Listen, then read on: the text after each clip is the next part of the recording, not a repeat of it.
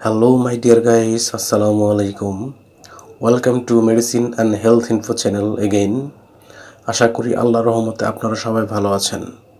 বন্ধুগণ, আজকের ভিডিওতে আমি আপনাদের সাথে মুখের ঘা, মুখের ক্ষত, ছত্রাক আক্রমণ ইত্যাদি সমস্যার সমাধানে অত্যন্ত কার্যকর একটি ওরাল জেল এবং জেলটির নাম, দাম, গ্রুপ বা জেনেরিক নাম, প্রস্তুতকারক কোম্পানির নাম, এটি ব্যবহারের নিয়ম বা খাওয়ার নিয়ম এবং এর সাইড এফেক্টস বা পার্শ্ব প্রতিক্রিয়া সম্পর্কে আলোচনা করব।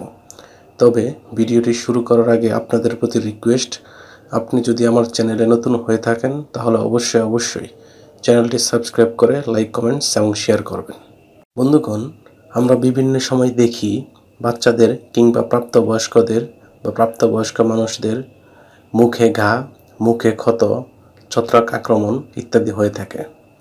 এইসব সমস্যার সমাধানে আমরা বিশেষজ্ঞ ডাক্তারের পরামর্শ নিই এবং বিশেষজ্ঞ ডাক্তারগণ তাদের প্রেসক্রিপশনে বা পরামর্শপত্রে যে জেলটি ব্যবহারের কথা বলে থাকেন তার নাম হলো মাইকন ওরাল জেল।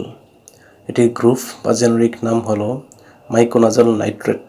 এটির উৎপাদনকারী প্রতিষ্ঠানের নাম হচ্ছে Aristo Pharma limited. Micon oral gel, যেটির 15 গ্রাম টিউব, সেটির দাম 60 টাকা। জেলটি ব্যবহারের নিয়ম, এটি ব্যবহারের নিয়ম হচ্ছে 2 বছরের কম বয়সী শিশুদের ক্ষেত্রে হাফ চা চামচ বা 2.5 ml করে দিনে 2 বার, 2 থেকে 6 বছর বয়সী শিশুদের ক্ষেত্রে 1 চা চামচ করে দিনে 2 বার, 6 থেকে 18 বছর বয়সীদের ক্ষেত্রে 1 চা চামচ বা 5 ml করে দিনে 3 বার এবং 18 বছর বা তার ঊর্ধ্বে বয়সীদের ক্ষেত্রে 1 চা চামচ বা 5 ml করে দিনে 3 বার ব্যবহার করতে পারবে। এই জেলটি মূলত হাতের আঙ্গুল দিয়ে আক্রান্ত স্থানে লাগিয়ে দিতে হয় এবং হালকাভাবে বা আলতোভাবে নখ দিয়ে ঘষে দিতে হয়। তবে এই জেলটি খাওয়ার পরে মুখ 5 মিনিট বন্ধ করে রেখে পরে খেয়ে ফেলতে পারবেন, তাতে কোনো সমস্যা নেই।